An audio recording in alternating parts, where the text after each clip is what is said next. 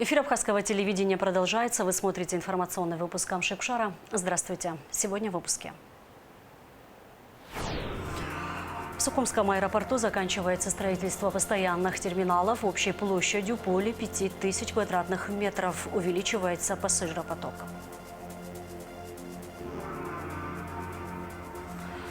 Абхазия может помочь с обеспечением питьевой водой. В Сухуме прошло заседание Единого штаба помощи Донбассу.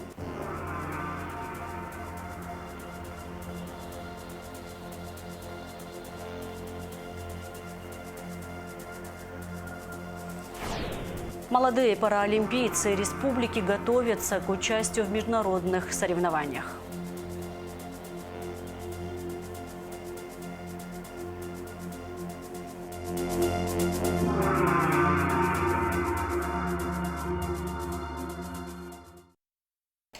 Пицунда отмечает День города. Основанный греками в V веке до нашей эры, античный город и порт Пинтиуд имеют большую и интересную историю.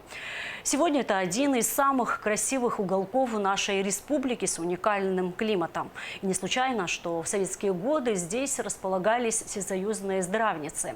Ко дню города приурочен первый международный гастрофестиваль, который начался 23 июля и завершится сегодня праздничным концертом и салютом. Прежде всего хочу сказать, что это очень важный, значимый такой праздник, очень значимое событие в жизни наших бизнес-кругов, в жизни наших горожан, сельчан, потому что развернуть собственными практически силами такой масштабный фестиваль, тем более такой специфический гастрофестиваль в Пицунде, это, конечно, дорогого стоит. Я очень благодарен и рад за организаторов, за эту инициативную нашу молодежь. И, конечно, замечательно, что им помогли руководство района, руководство города, наше правительство. И в результате получилось очень масштабное мероприятие. Я еще недолго только подъехал, не всех успел пройти, но уже вижу масштаб этого мероприятия. Это прекрасно. Приезжают всех жителей нашей любимой Пицунды с Днем города. Хочу поздравить каждого жителя по отдельности и всех вместе и пожелать, что для нас важно сегодня. Для нас важно, чтобы был мир, пожелать каждому здоровья, благополучия в семьях. Это хочу пожелать. А нашей молодежи хорошей, широкой, прямой дороги вперед. И, разумеется, хочу поздравить всех руководителей города Пицунды, руководителей Гагского района с тем, что их горожане, их земляки, их граждане организовали такой замечательный праздник при их помощи. В мероприятиях ко дню города Пицунда принимает участие президент Абхазии Бадыр Гунба, а также многочисленные гости из районов республики и Российской Федерации. Глава государства обратился к жителям Пицунды с поздравительной речью. На месте работает наша съемочная группа. Смотрите репортаж в ближайшем выпуске новостей. Бадыр Гунба посетил горный спортивно-оздоровительный лагерь для детей и подростков в Ауатхаре, организованный Новоафонской молодежной организацией «Апсар». Лагерь работает уже 3-й год, и в течение лета здесь отдыхают дети из всех районов республики. Сезон разделен на смены, за которые лагерь принимают до 500 детей. Программа лагеря включает творческие спортивные мероприятия, пешие походы, встречи с ветеранами Отечественной войны народа Абхазии. Особое внимание уделяется культуре, традициям и истории страны. Дети учатся стрельбе из лука и арбалета, а также получают базовые знания по спелеологии, от исследования пещер до работы с альпинистским снаряжением. Президент ознакомился с условиями пребывания детей, осмотрел территорию лагеря и отметил, что организаторы создали для ребят действительно комфортные и достойные условия. Он выразил благодарность коллективу лагеря за ответственную и душевную работу. Глава государства заверил, что руководство страны всегда готово поддержать подобные начинания, направленные на воспитание подрастающего поколения. Более 30 тысяч человек прилетели и улетели через терминалы Сухумского аэропорта с момента его запуска. Заканчивается строительство постоянных терминалов общей площадью более 5000 квадратных метров. Аэропорт функционирует всего 3 месяца, но результат уже очевиден. Нала Чхинджерия продолжит тему. Вот уже как 3 месяца путешественники и местные жители воочию могут наблюдать за величием высоких гор Кавказа прямо из кабинки самолета. Такое можно увидеть, только прилетев в райский уголок, то есть в Абхазию.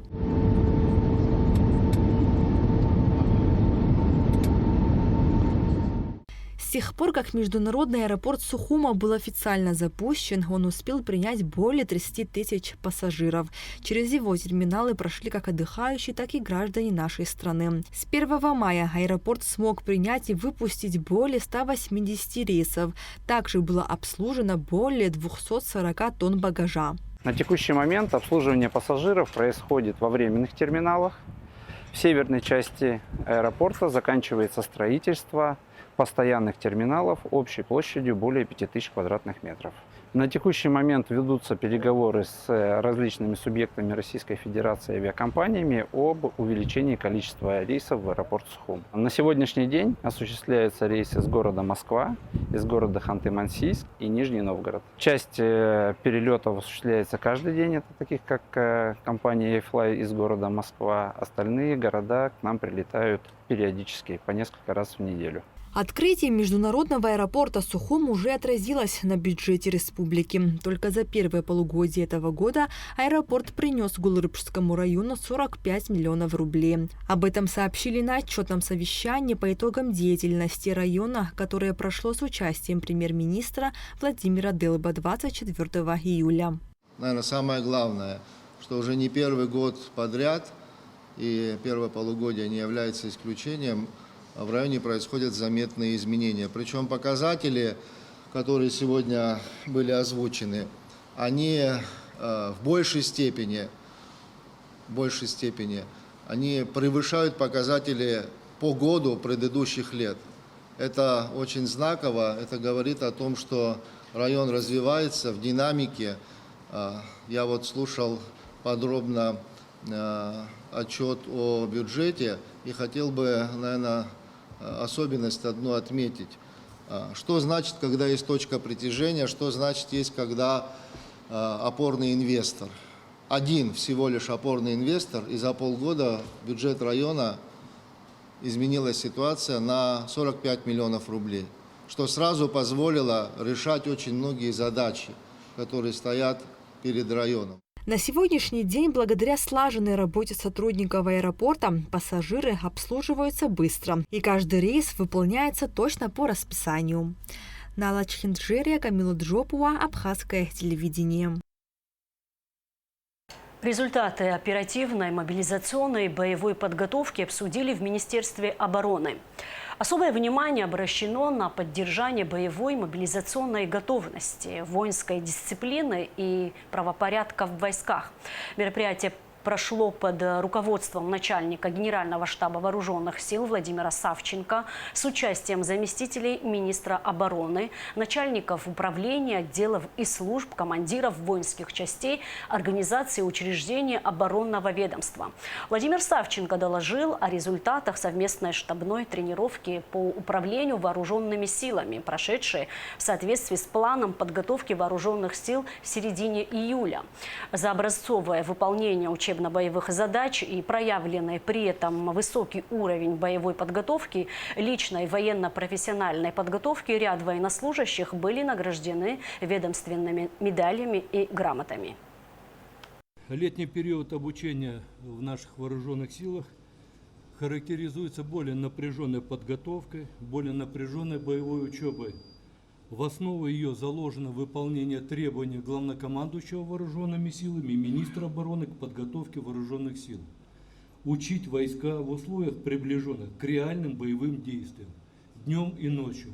Основные усилия сосредоточить на проработке нестандартных приемов и способов выполнения задач войсками и силами. В июле выполнена большая работа. Мы решили главную задачу, это на уровне Министерства обороны и Генерального штаба, имеющее принципиальное значение для обороноспособности страны. Это прежде всего касается дальнейшего развития вооруженных сил на долгосрочную перспективу, повышения их потенциальных возможностей в военное время. Необходимо в полном объеме эту работу командованию воинских частей завершить до 25 августа. Относительно подготовки вооруженных сил на оперативно-стратегическом уровне мы отработали вопросы управления вооруженными силами в различных условиях обстановки, которая в настоящее время характеризуется неопределенностью и нестабильностью. Впервые, еще раз отмечу, впервые в вооруженных силах мы провели двустороннюю совместную штабную тренировку, когда один коллектив действовал в роли вероятного противника, а другой выполнял задачи противодействия ему. Генпрокуратура Абхазии считает необходимым введение запрета на ношение зарегистрированного оружия. Соответствующее предложение уже направлено в парламент. Об этом стало известно на коллегии по итогам прошедшего полугодия. Среди зарегистрированных преступлений сохраняется высокая доля краж, незаконного оборота наркотиков и оружия.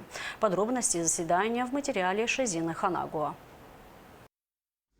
В первом полугодии в республике зарегистрировано 283 преступления, что на одно меньше, чем за аналогичный период предыдущего года. Тяжкие и особо тяжкие преступления составили 95 единиц из общего числа зарегистрированных преступлений. Раскрываемость по расследованным и направленным в суд делам составляет 83,2%. Сохраняется высокая доля краж, незаконного оборота наркотиков и оружия. При этом наблюдается снижение количества разбойных нападений. За отчетный период зарегистрировано 46 краж, из которых раскрыто 35. В сфере незаконного оборота наркотических средств и культивирования растений выявлено 73 преступления, из которых раскрыто 72. Преступления, связанные с незаконным оборотом огнестрельного оружия, составили 66 случаев, из которых раскрыто 63. Количество корыстно-насильственных преступлений увеличилось на 2 единицы. Зарегистрировано 6 преступлений напротив 4 за аналогичный период прошлого года. 2 преступления – это разбойные нападения, 4 грабежа. За аналогичный период прошлого года было совершено 4 разбоя. Убийств из корыстных побуждений и похищений граждан совершено не было. Относительно раскрываемости данного вида преступлений следует отметить, что все раскрыты.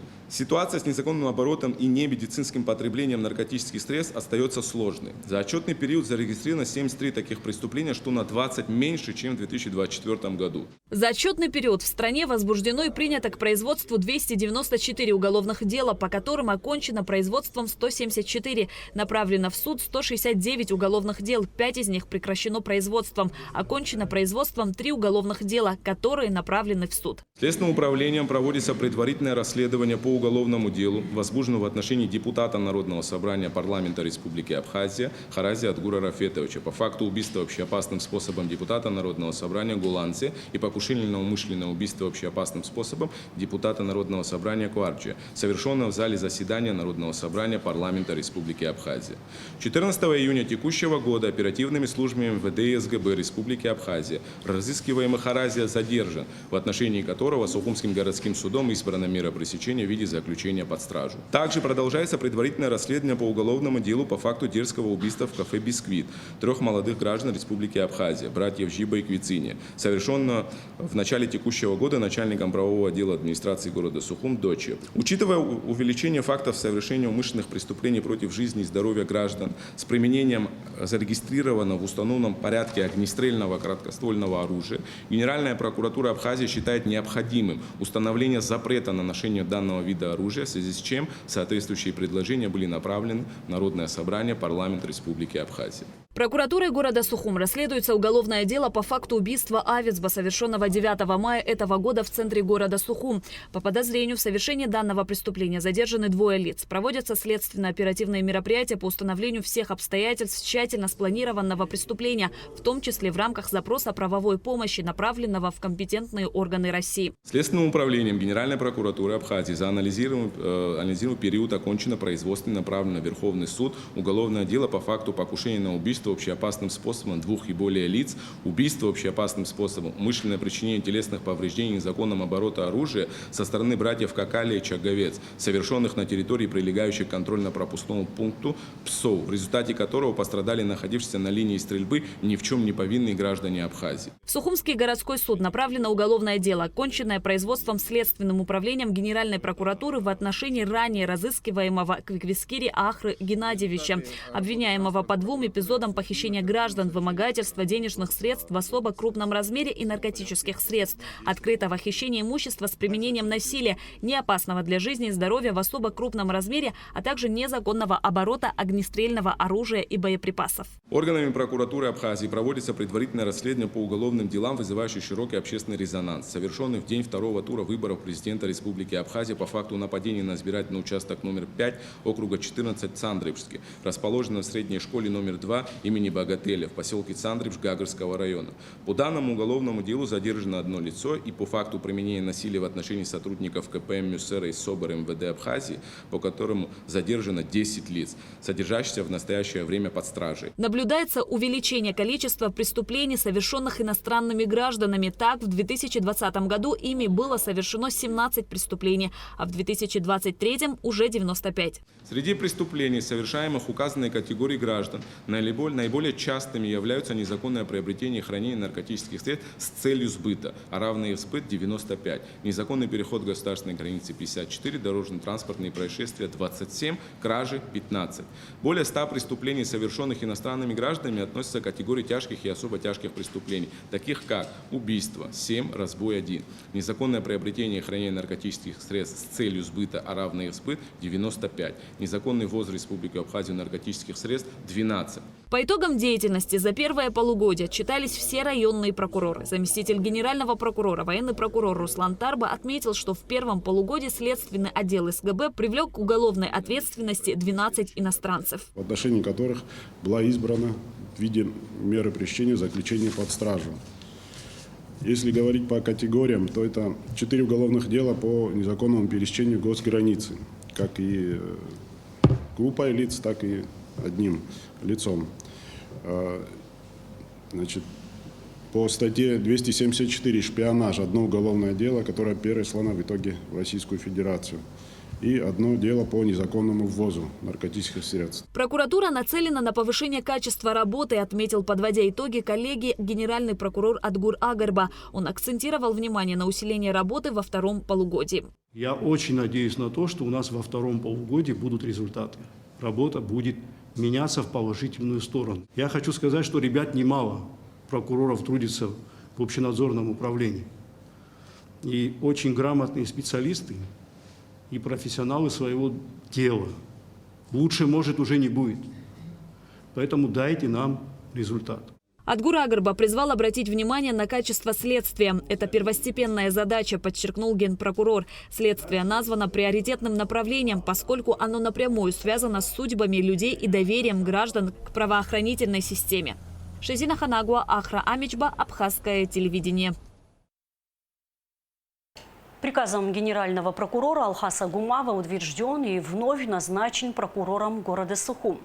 Его заместителем назначена советник юстиции Гурандухт Миканба. Одной из основных проблем на Донбассе на данный момент является нехватка воды, и Абхазия с ее богатыми водными ресурсами может помочь в этом вопросе. Об этом, в частности, шла речь на заседании Единого штаба поддержки и помощи Донбассу, которое прошло при поддержке Общественной палаты. В рамках мероприятия состоялось посмертное награждение некоторых абхазских бойцов, погибших в СВО. Репортаж Гундышова.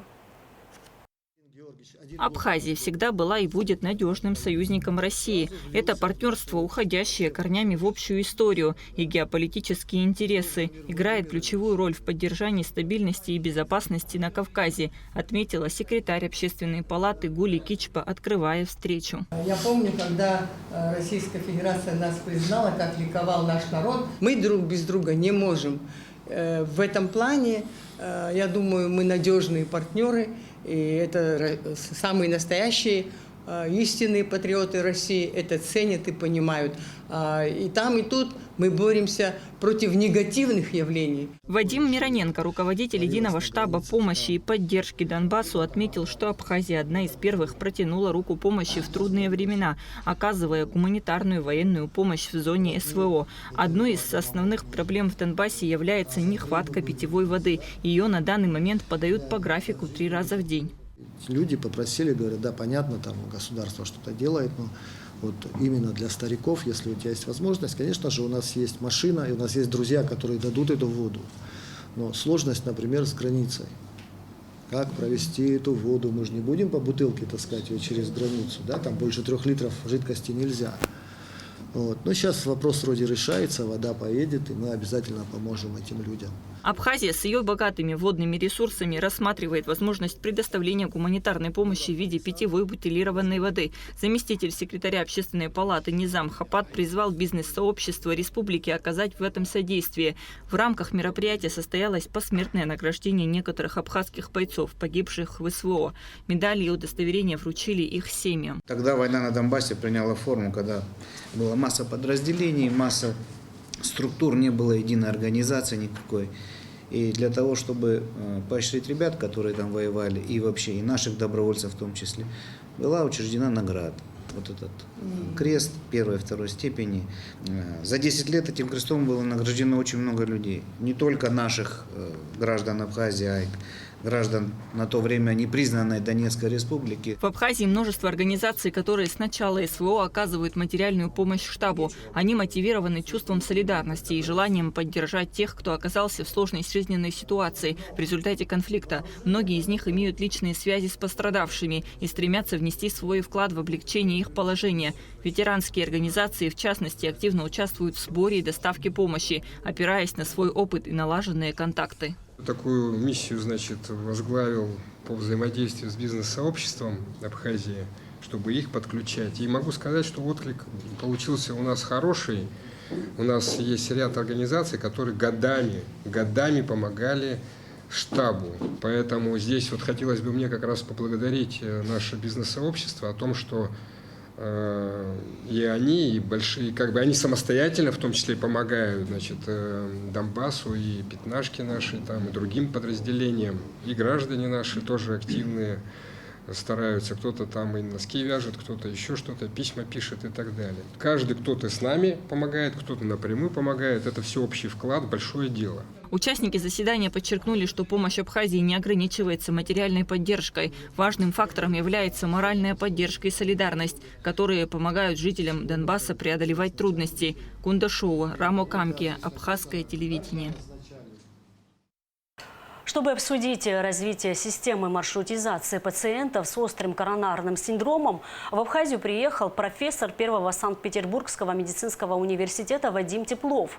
Совместно со специалистами министерства будет разработана единая концепция оказания медпомощи, позволяющая своевременно транспортировать пациентов в Республиканский сосудистый центр, открыть который планируют на территории Республиканской больницы в сентябре. Делегация направлена в Абхазию Министерством здравоохранения Российской Федерации.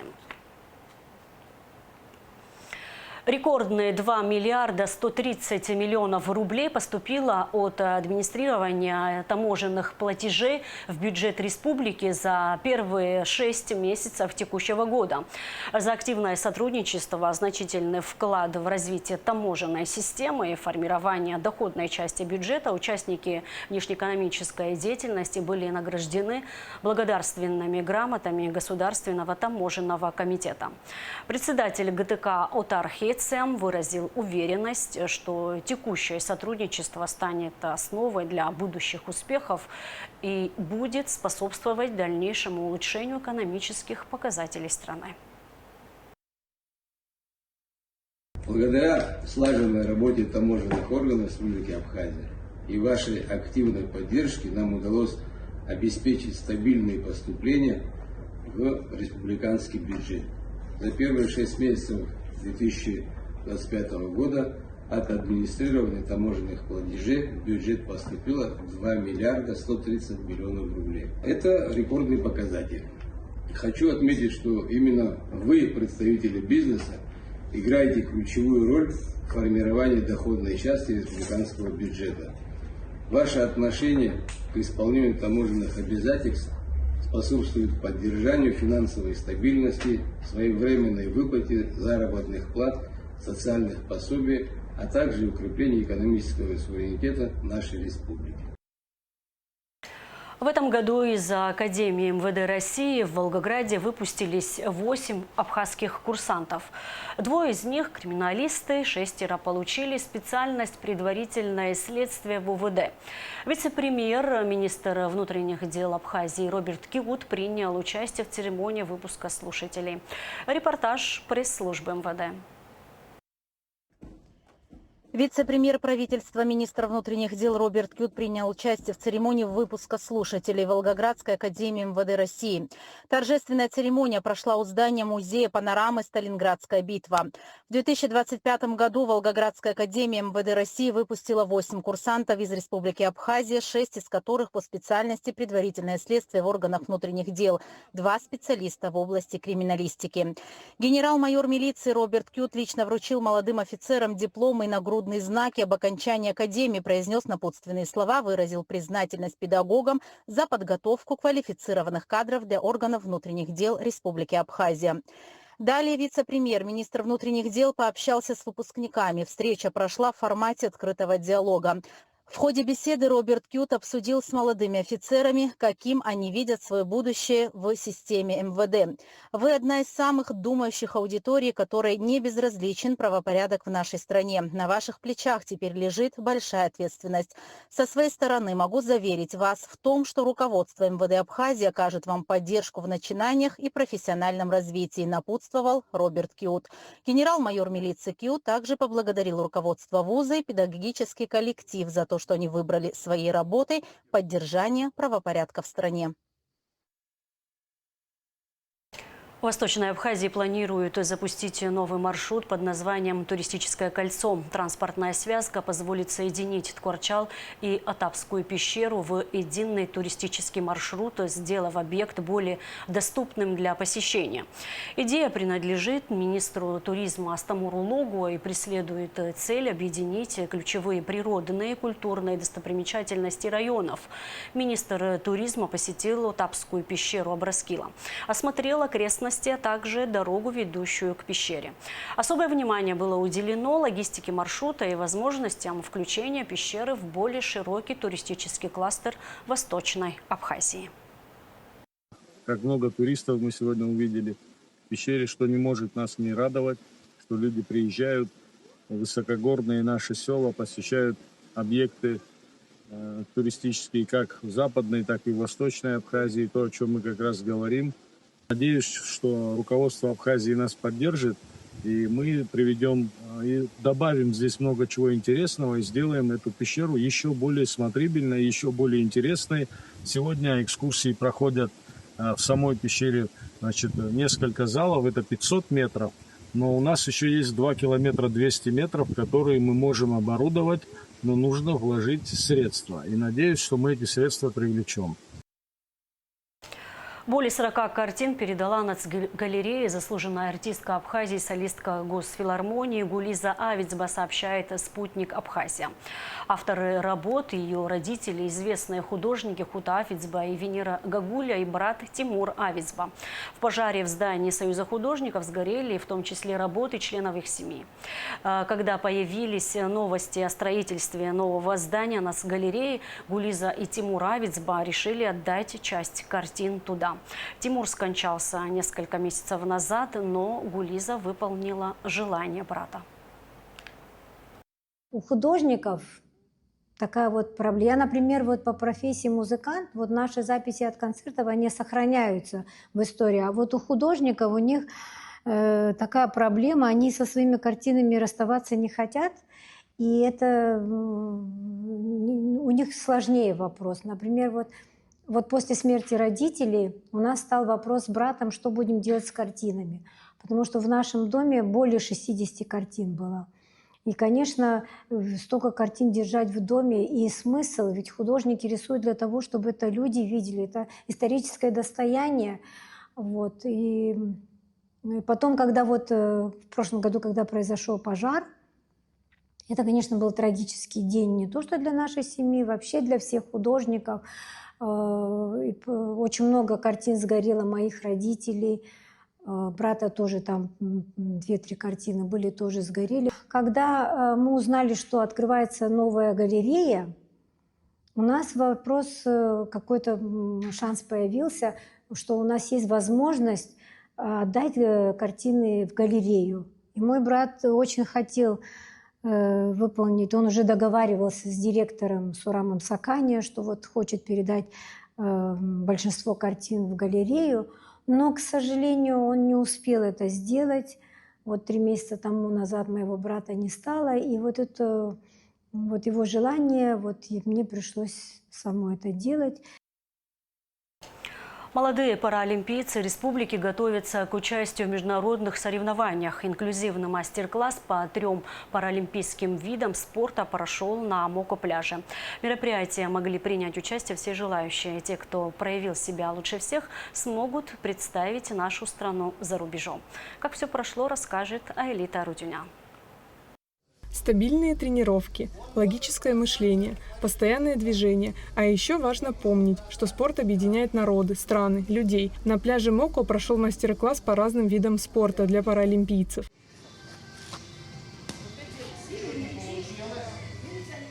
Каждый участник прилагал все усилия для достижения цели. Но дети не только соревновались, но и с удовольствием проводили время, несмотря на жаркий летний зной. Этот турнир очень полезен для людей с инвалидностью, для их здоровья, для того, чтобы они адаптировались. Когда они бросают мячи, это зарядка для рук, для зрения, для координации. Это очень поднимает дух людей с инвалидностью. Они общаются, они соревнуются. Это очень здорово. Мне очень нравится играть в бочу и другие игры. Это очень классно. Хочу дальше на соревнования такие ходить и за рубежом. Такого рода мероприятия проводятся впервые. Ребята настроены на победу, они с нетерпением ждут начала соревнований. Я на протяжении, можно сказать, всей своей жизни стремился к развитию паралимпийского спорта. Сам являюсь спортсменом по сей день, развиваю паралимпийское движение, но в паралимпийском спорте по тэквондо. Также вот я являюсь председателем паралимпийского комитета. Хотим сказать, в честь кого будет проводиться турнир, это Архилей Сократович Мафроди. Хотим поблагодарить его за протяжение его жизни, то, что мы смогли совместно с нашими друзьями с России и со всего земного шара организовать и построить паралимпийский комитет. Сейчас мы учимся, мастер-класс проводим, завтра будет соревнование, и дальше в светлый путь мы будем готовиться. Бог даст, и будут олимпийские чемпионы. Каждый желающий мог принять участие в мастер-классе. Спорт объединяет, стирает границы, воспитывает дух. Футбол – это моя мечта, я очень хочу к ней достигнуть. Ну и думаю, ее достигну. Буду в спорте, буду заниматься. Мне очень нравится играть еще боча. Мне очень нравится играть, гулять, общаться с друзьями. Не только дети, но и родители остались под хорошим впечатлением от мастер-класса. И, конечно же, проведение подобных мероприятий – это масса положительных эмоций как для родителей, так и для их детей. Я очень рада, что у нас начались вот такие вот движения, что у нас Паралимпийский комитет начал работать, активно работать уже 3-й год. И мне кажется, что наращивая такими темпами наши спортивные достижения, будут идти только наверх. Наши дети счастливы, ну а мамам что нам? Если наши дети счастливы, то и мы, конечно, счастливы. Я очень рада, что у нас такие соревнования начали проводиться, и что мы выезжаем за пределы республики тоже. Мастер-классы проводились по бочче, картхорду и дартсу. Несмотря на то, что эти виды спорта сложные, дети с удовольствием преодолевают трудности и достигают новых высот. Аэлита Рудюня, Нахрамичба, Абхазское телевидение. А сейчас прогноз погоды.